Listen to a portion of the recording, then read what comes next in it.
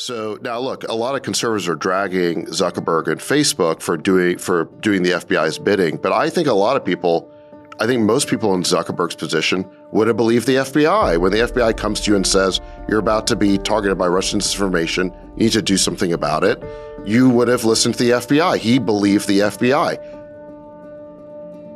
Look, let's back up. What was happening? So the New York Post gets this story about the leaked contents of Hunter Biden's hard drive. In response to that, you had 50 former security state officials, many of whom were Democratic partisans, like Clapper, like Brennan. They signed a letter saying that this story has all the hallmarks of Russian disinformation. Now, the truth is they had not inspected the hard drive. They simply said this is the hallmarks of it. And as a result of that, we thought that the social networks and so forth censored the story. Okay, so they knew that this hallmarks of Russian disinformation was not the truth. Because again, they had the authenticated hard drive in their possession. And yet they still went to Zuckerberg and basically played into this narrative, this phony narrative that, Democratic partisans like Clapper and like Brennan had created. I don't know whether it would have swung the election or not. Probably not. Probably by itself it's not. But the real point here is that the FBI went to Facebook to censor a story that they must have known was true because they had the laptop in their possession. They should not be intervening in elections that way. That is the bombshell here. If you were to go to the 30,000 boxes of documents that Obama took, are you telling me you really couldn't find 300 pages that have classified markings on them? I never disputed that they would find documents with classified markings in Trump's basement. I still think that the approach was heavy-handed, and we don't know enough because we don't know what those documents are. Every document they stick in front of the president, or not every, but many of them, are marked classified. We were told it was nuclear. It was nuclear secrets. They've backed off that completely. It was not in the affidavit. It's not about nuclear. That was something they leaked to get them through a tough press cycle. My real concern is the politicization of the FBI. Our law enforcement agencies should not be weaponized. That is election interference. They should not be doing that. Going to Zuckerberg to get them to censor a New York Post story that turned out to be completely true. By the way, the government of the United States has no business censoring a free press. That is a violation of the First Amendment. When the government instructs a private company to censor a press story that the government itself does not have the authority to censor, that is a violation of the First Amendment. We thought, remember when Jack Dorsey said that he regretted the censorship that Twitter did, and he came out with that apology? We thought it was just Twitter's decision. Now we find out from Zuck that he was leaned on by the FBI. And I think that these big tech companies like Twitter, like Facebook, they're going to have a new policy, which is when the government says we want you to censor something, their response needs to be, show us a court order. First, you had this raid on Mar-a-Lago where you got 30 FBI agents. They're not wearing suits with holstered sidearms. They're carrying AR-15s, weapons of war, fingers just outside the trigger guard. They're wearing body armor. It looks like a paramilitary raid on Mar-a-Lago. It's utterly unprecedented. And you look at tweets by Andrew Yang, these guys actually turn out to be pretty, I think, intellectually honest Democrats on this point, saying this is unprecedented and it's really I want to read this. He said, "I'm no Trump fan. I want him as far away from the White House as possible. But a fundamental part of his appeal has been that it's him against a corrupt government establishment. This raid strengthens that case for millions of Americans who will see this as unjust persecution." And let me read one other tweet by Elon that's not directly about this, but he tweeted this on July 11th, so a month ago. And he said, "I don't hate the man, but it's time for Trump to hang up his hat and sail into the sunset." That was the part that was widely reported. But he also said, Dems should also call off the attack. Don't make it so that Trump's only way to survive is to regain the presidency. I think there was a lot of wisdom in that.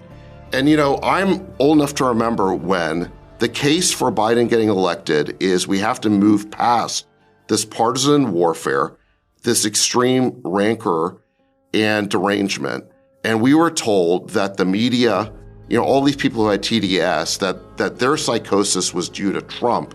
And if we could just move past Trump, all this sort of partisan warfare would end. I was certainly hoping that would be true. And now, sadly, it seems like we're right back in this thing.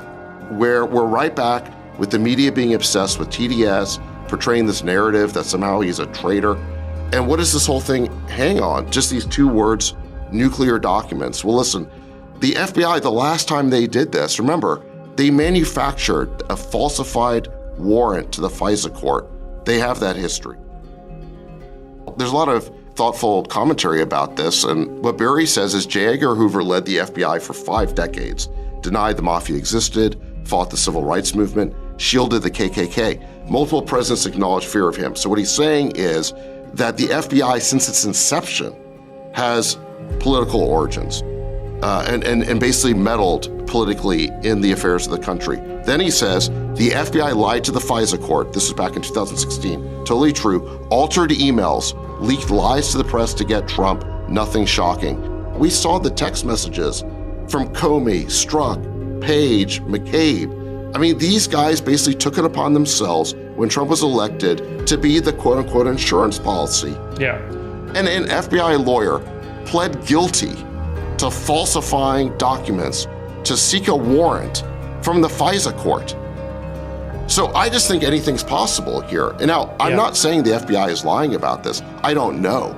But the idea that the FBI is automatically entitled to the benefit of the doubt in light of their proven history of basically pursuing Trump like Ahab pursued the white whale. I mean, these guys have been after him. I'm not going to automatically accept at face value what they're saying until I see some proof. Now, I'm not saying that they're wrong or they're lying about this. I'm simply saying I'm not going to accept it at face value. These agencies are supposed to be nonpartisan. They're not supposed to have a horse in the race. And what we saw is that when Trump was in office and these texts came out, clearly the top levels of the FBI, these top agents, I'm not talking about the rank and file, I'm not talking about the field agents. I understand that a lot of them are law and order types who vote Republican. I get it. But I'm talking about the leadership, the highly political leadership in Washington. And it was pretty clear that they had a horse in the race. They did not like Trump and they were out to get Trump. What the FBI has done with this raid, quite frankly, I think has polarized the outcomes.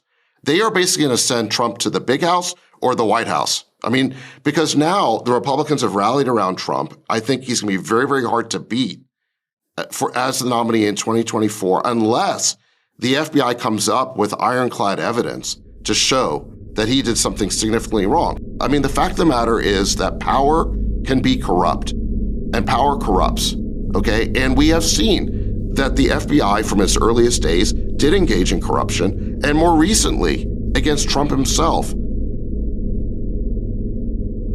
You know, when you're challenged with kind of the economic conditions that the U.S. is challenged by, printing lots of money, lots of debt, very hard to service all that debt, and we have a ton of obligations over the next decade or two that are going to be very hard to meet given our economic growth and inflation conditions right now. You start to see these sorts of behaviors historically. It's happened 6 times in the last 500 years, where large empires like the United States or large economic powerhouses like the United States start to decline, that the Civil War begins, that the institutions get challenged by a minority and then a majority of the citizenry.